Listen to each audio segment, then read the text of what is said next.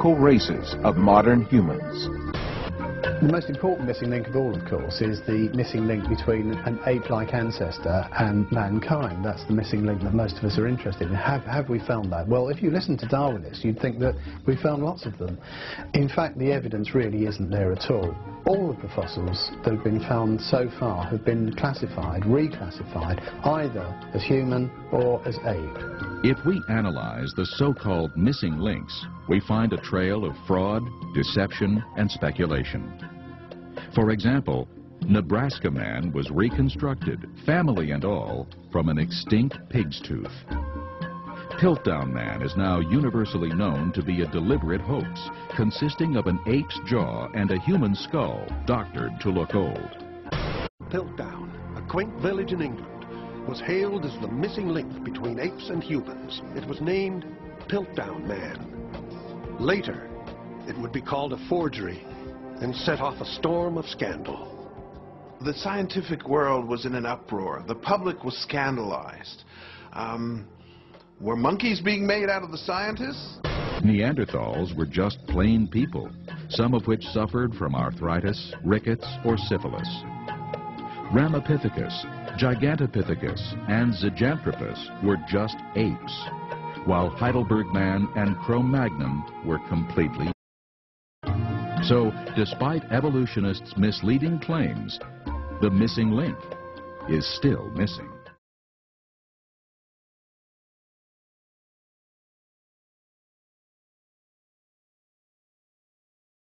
Her name is Ida. She's 47 million years old, and you're looking at one of our ancestors.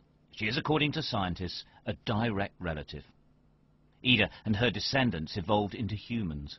Since Darwin, mankind has been looking for the missing link, the primate that's at the root of our creation. And this is she. Now people can say, okay, you say we're primates, like monkeys and apes, and that we came from very simple, generalized mammals. Show us the link. The link, they would have said, until now, is missing.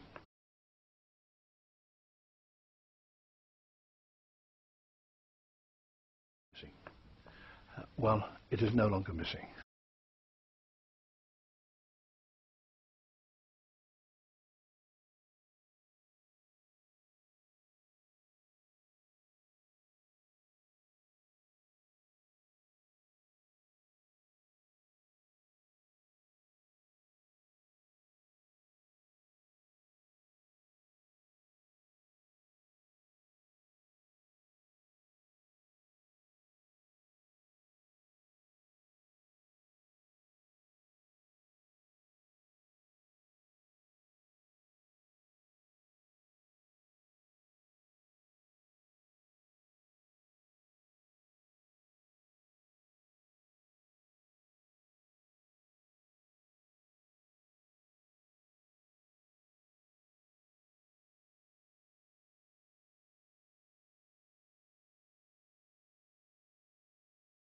There is a lot of excitement tonight in the world of science over a find that scientists are saying walked the Earth more than 4 million years ago. Our chief science correspondent, Robert Bazell, has more on the female creature called Ardi, who may be our oldest known relative.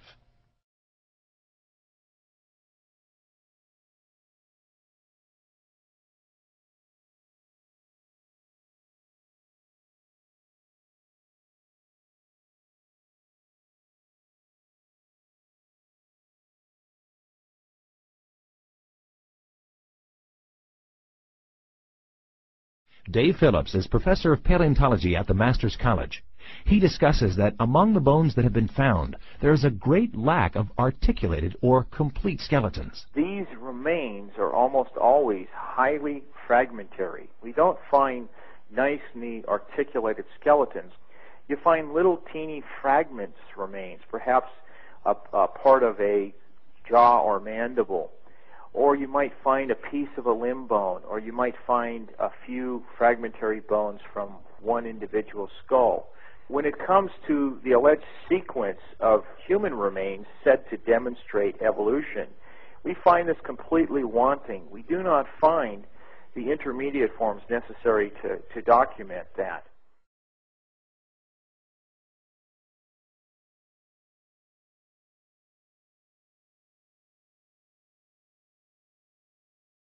The only evidence at hand is generally nothing more than a few skull fragments or a tibia. The hair, skin, nose, ears, lips, or other facial features of a living being cannot be determined from its bone remains. Evolution has shaped these soft tissues, which leave no trace in the fossil, to suit the purposes of their theory, and produce imaginary reconstructions in their workshops. Ernest Houghton from Harvard University states that these drawings have no scientific value. You can, with equal facility, model on a Neanderthaloid skull the features of a chimpanzee or the lineaments of a philosopher.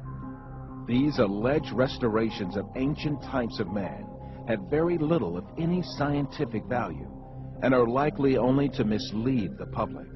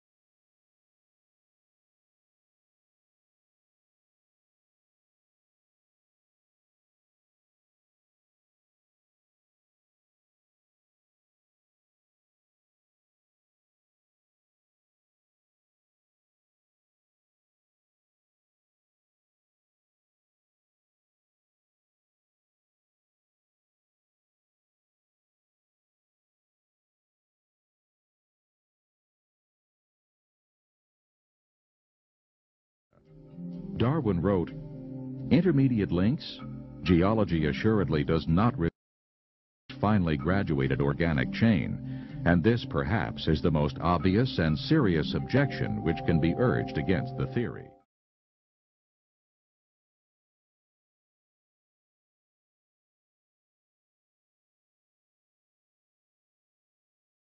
Darwin was aware that the fossil record did not contain any of these hypothetical intermediate forms. This is why he devoted a special chapter to this in his book and posed these troubled questions.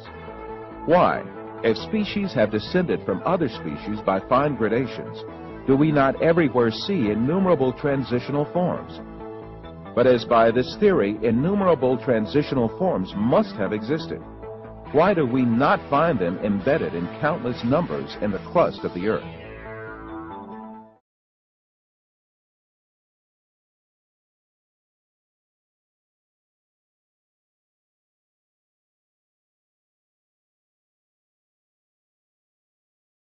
For instance, a 400-million-year-old shark and a modern shark have exactly the same structure.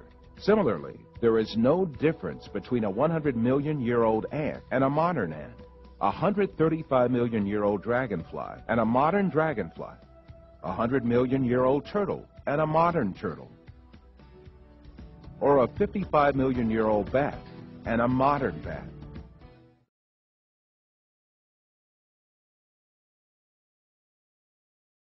According to most biology textbooks, fossils show the gradual development of life from simple to complex over hundreds of millions of years.